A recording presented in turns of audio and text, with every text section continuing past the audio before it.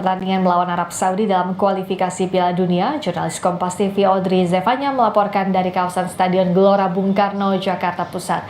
Audrey, apa saja yang menjadi fokus latihan timnas hari ini melawan laga penting melawan Arab Saudi besok?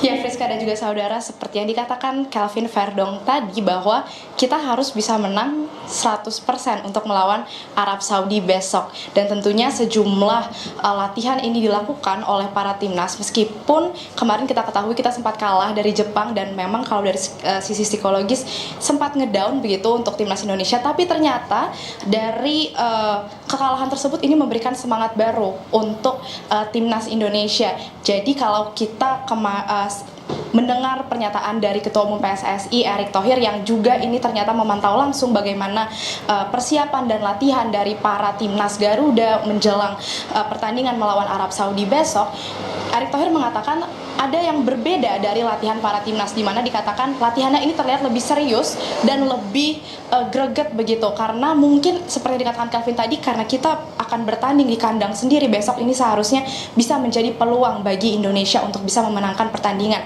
Karena kalau kita berkaca dari pertandingan yang pertama melawan Arab Saudi di kandang lawan saja kita bisa seri skornya, apalagi bermain di kandang sendiri yang dimana ada supporter yang begitu banyak dari Indonesia, dari fans-fansnya yang harusnya ini bisa memberikan semangat yang lebih lagi untuk para timnas.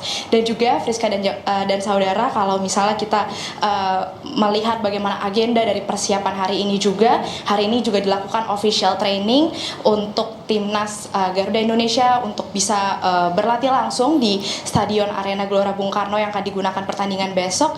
Dan juga selain timnas ini, tim dari Arab Saudi ini juga akan melakukan official training, bahkan sedang berlangsung saat ini official training dilakukan oleh tim dari Arab Saudi yang nantinya ini akan bergantian dengan timnas Garuda Indonesia yang akan berlatih juga.